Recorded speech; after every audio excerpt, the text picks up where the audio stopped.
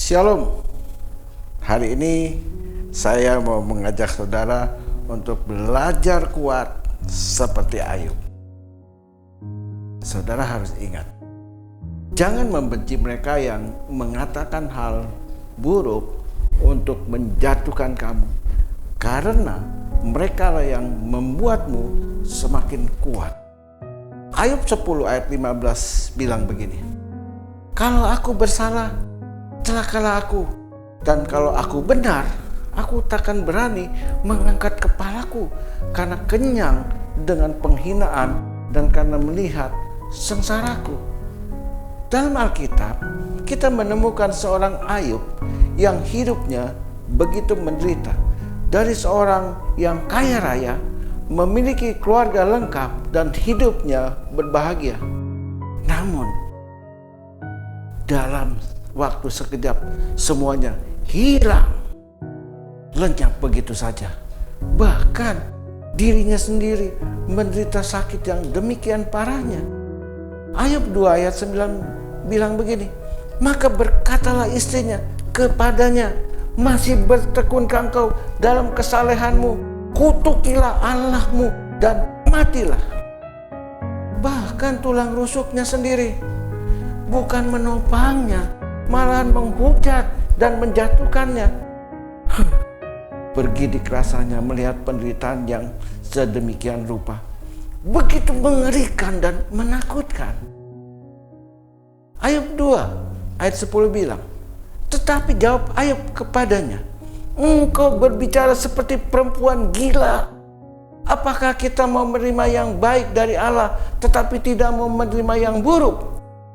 Dalam kesemuanya itu, Ayub tidak berbuat dosa dengan bibirnya. Salut kepada Ayub, orang yang teguh, kuat dalam iman. Dia tidak bergeming sedikit pun untuk percaya, mengasihi, dan menghormati Tuhan. Sungguh ini sebuah contoh pembelajaran bagi kita semua yang terlalu mudah terpengaruh oleh situasi dan keadaan. Ayub 2 ayat 11-12 bilang, ketika ketiga sahabat Ayub mendengar kabar tentang segala malapetaka yang menimpa dia, maka datanglah mereka dari tempatnya masing-masing, yakni Elifas orang Teman dan Bildad orang Suah serta Zopar orang Naamah. Mereka bersepakat untuk mengucapkan belang sungkawa kepadanya dan menghibur dia. Saat ini kita terlalu mudah mengucapkan simpati dan empati kepada teman, kepada saudara dan kepada keluarga yang dilanda penderitaan atau pergumulan hidup. Kadang-kadang kita hanya sekedar basa-basi, padahal tidak pernah meresapi arti dan makna dari pergumulan hidup yang dialami oleh mereka yang sedang mengalami proses. Ayub 2 ayat 12 dikatakan begini, ketika mereka memandang dari jauh, mereka tidak mengenalnya lagi. Lalu menangislah mereka dengan suara nyaring, dengan mereka mengoyak jubahnya dan menaburkan debu di kepala terhadap langit. Rata-rata kebanyakan orang mau mengikuti Yesus hanya yang baik-baik saja. Setiap hari ingin yang enak-enak saja. Menderita sedikit saja sudah tidak beribadah. Padahal seringkali Tuhan menguji kesetiaan kita melalui penderitaan dan pergumulan hidup. Ingatlah, semua proses hidup yang kita jalani belum ada apa-apanya dibanding proses yang dialami oleh Ayub. Ayub 2 ayat 13 bilang, lalu mereka duduk bersama-sama dia di tanah selama 7 hari 7 malam.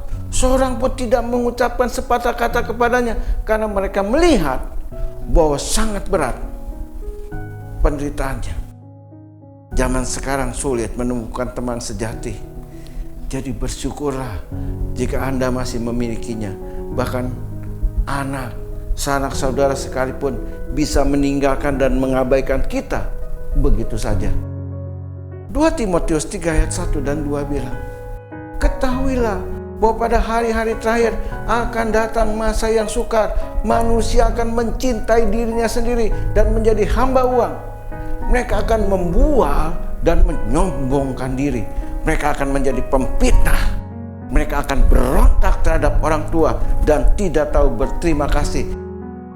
Tidak mempedulikan agama. Jangan now, kasih semakin luntur. Semuanya dihitung dari sudut untung rugi. Jika hubungan yang saling menguntungkan, langgenglah. Jika merugikan, apalagi harus berkorban, hilanglah dengan secepat-cepatnya. Moga-moga Anda tidak demikian. Tuhan Yesus memberkati kita semua. Amin.